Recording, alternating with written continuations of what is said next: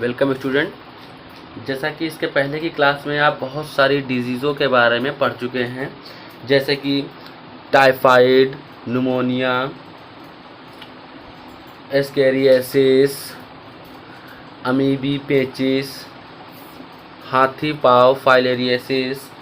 ऐसे ही क्या होता है कि एक डिजीज़ और होती है जिसको हम कॉमन कोल्ड या जुकाम के नाम से जानते हैं। तो आखिर ये है क्या चीज़, जुकाम क्या चीज़ है, कैसे होता है, किस प्रकार से होता है, किस संक्रमण से होता है। तो सबसे पहले जैसे कि जुकाम नाक और गले की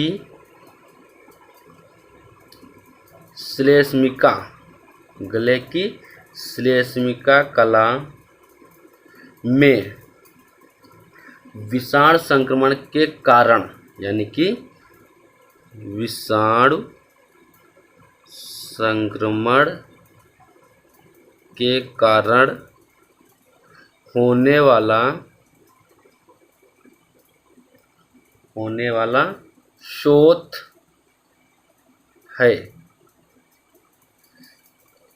यानी कि जुकाम नाक और गले की श्लेष्मिका कला में विषाणु संक्रमण के कारण होने वाला शोथ है या फिर रोग है। लगभग सभी लोगों को प्रभावित करने के कारण ही इसे सामान्य जुकाम कहा जाता है। क्या होता है कि इसमें जो भी लगभग सभी लोगों को प्रभावित करने के कारण इसे सामान्य जुकाम कहा जाता है। यानी कि एक साधारण जुकाम अनेक प्रकार के जीवाणुओं से होता है, अनेक प्रकार के विषाणुओं से होता है। इसके कारण होता है विषाणुओं के कारण होता है। जुकाम राइनो विषाणु, कौन से? राइनो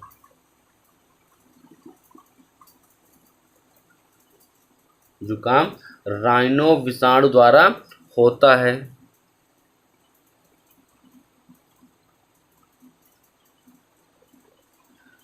राइनो विषाणु के द्वारा होता है।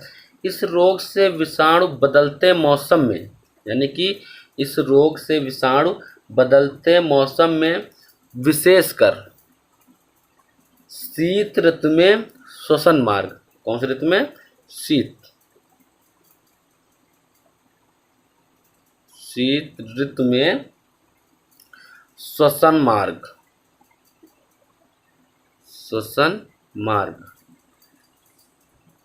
की श्लेष्मिका पर प्रभाव डालता है। यानी कि शीत ऋतु में श्वसन मार्ग की श्लेष्मिका पर प्रभाव डालता है। इसके कारण श्लेष्मिका झिल्ली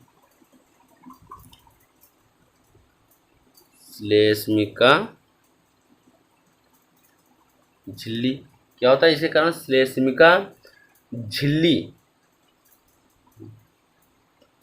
में सूजन तथा श्लेष्मिका का अतिस्रावण, गले में खराश,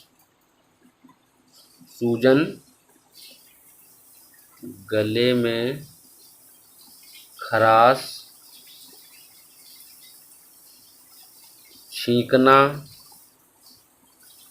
नाक बहना आदि लक्षण प्रदर्शित होते हैं।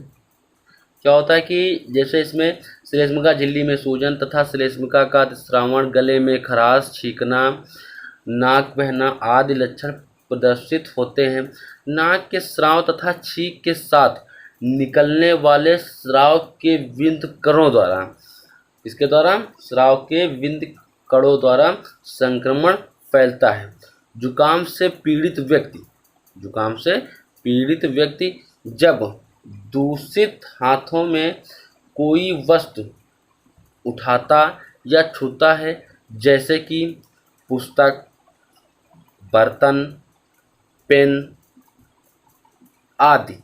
यानी कहने का मतलब यह है कि जितनी भी वस्तुएं वो छुएगा तो इन वस्तुओं के माध्यम से विषाणुओं का संचरण हो जाता है, संचरण हो जाता है। इस रोग का कोई प्रभावी इलाज नहीं है, यानी कि इस रोग का जो कोई भी प्रभावी इलाज है वह नहीं है। यह बिना किसी औषधि के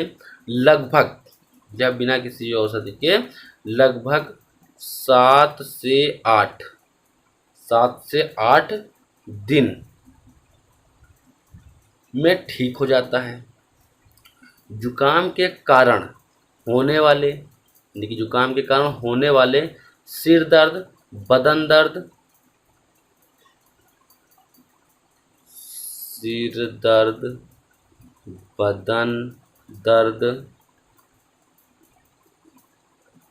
नाक बहना आदि,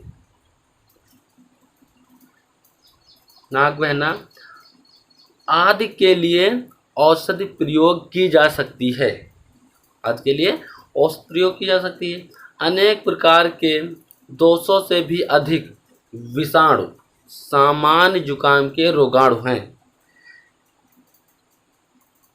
एक प्रकार का विषाणु संक्रमण प्रायः जीवन में एक ही बार होता है, क्योंकि शरीर में प्रतिरोधकता उत्पन्न हो जाती है। सामान्य जुकाम चूँकि 200 से अधिक विषाणुओं द्वारा होता है, इसीलिए हर बार एक नया विषाणु इसके लिए उत्तरदायी हो सकता है। तो आज की क्लास के लिए इतना ही। Thank you class.